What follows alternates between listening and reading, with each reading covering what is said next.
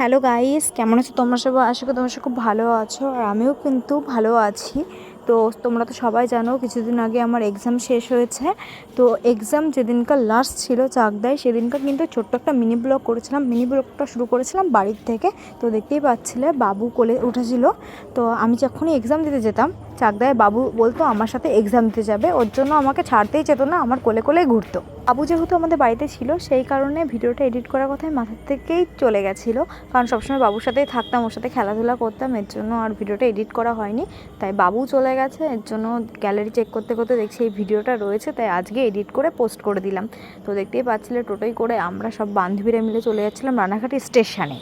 টোটোয় করে চলে এসেছিলাম তোমার সাথে কথা বলতে বলতে রানাঘাট ওভারব্রিজে। তো ওভারব্রিজে এখানে দেখতেই পাচ্ছিলে ব্রিজে উঠতে সত্যি কথা খুবই কষ্ট হয়, কিন্তু ব্রিজ থেকে নামতে খুবই মজা লাগে। তো ব্রিজে উঠছিলাম, আর সাথে দেখতে পাচ্ছ বিউটি, সৌন্দর্যের রানী।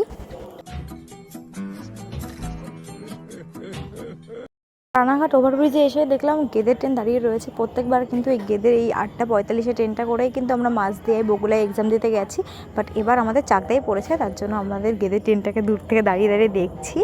তো এবার হচ্ছে ছেলেদের পড়েছে মাঝদিয়ায়, তো ছেলেরা যাবে এই ট্রেনটাই। একটা ট্রেন দাঁড়িয়েছিল, ওই ট্রেনটায় আমরা যাবো না, আমাদের এখনও অনেক বান্ধবী আসা বাকি রয়েছে, এই জন্য পাশে যাচ্ছিলাম। আর বিউটিকে বলছিলাম, বিউটি তুই চলে যাই ট্রেনটাই করে। বিউটি বলছে না, আমাকে না নিয়ে নাকি যাবেই না।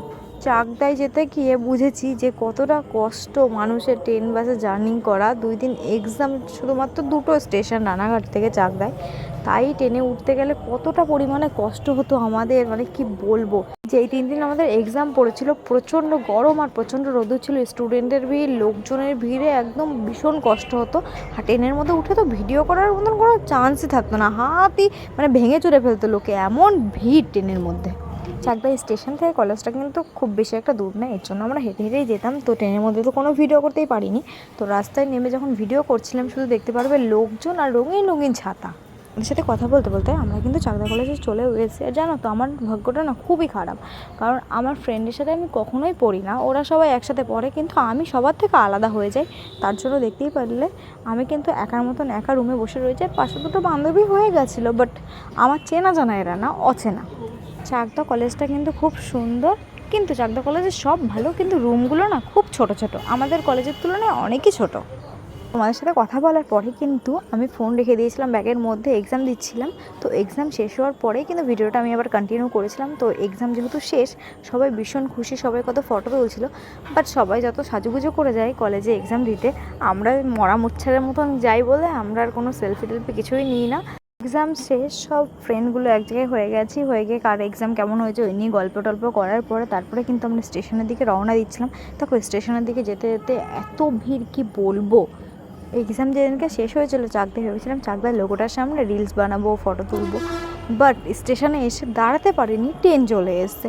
তো আমি তো সামনে উঠতে পারিনি, একদম আমি লাস্ট বগিতে উঠেছিলাম, আর আমার সব ফ্রেন্ডরা আগের বগিতে উঠেছে, আমি পরের বগিতে উঠেছি। যেহেতু এত ভিড় ছিল আমি ওখানে উঠতে পারিনি, খুব কষ্ট করে এখানে উঠেছি।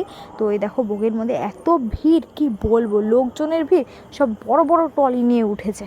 রানাঘাট স্টেশন নেমে আমি কিন্তু সব ফ্রেন্ডের খোঁজ করছিলাম যে ওরা কোথায়, ওদেরকে পেয়ে গেছি। আর স্নেহার মুখটা দেখলাম ফ্যাকাশে মতন হয়ে গেছে, আমি জিজ্ঞেস করলাম কি হয়েছে, ও বললো যে ওর বোতলের মুটকিটা চলে গেছে, শুধু বোতলটা রয়েছে। জানো তো এই ঘটনাটা না আমার সাথে আগের বার হয়েছিল মাঝদিয়াইতে। সেদিনকে আমাদের ছিল সেকেন্ড এক্সাম। তো আমাদের বাইরের কলেজে 3 দিন করে এক্সাম পড়ে, ঠিক আছে। তো সেই দিনকে আমার বোতলের মুটকিটা চলে গেছে, বোতলটা ছিল, খুব খারাপ লাগছিলো, বোতলটা আমি খুব শখ করে কিনেছিলাম, আর ট্রেনে উঠতে গিয়ে বোতলের মুটকিটা পড়ে গেছিলো।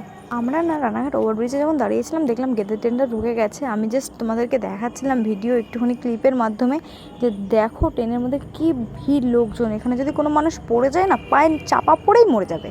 ওভারব্রিজের পরে দাঁড়িয়ে লোকজনের ভিড় দেখছিলাম, আর আমাদের সবার কিন্তু মনটা খুব ভালো ছিল, কারণ সবারই এক্সাম খুব ভালো হয়েছে। আমার এই ছোট্ট মিনি ব্লগটা তোমাদের কেমন লাগলো অবশ্যই কমেন্টে জানিও, ভালো লাগলে ফলো করে দিও। Tata, bye bye.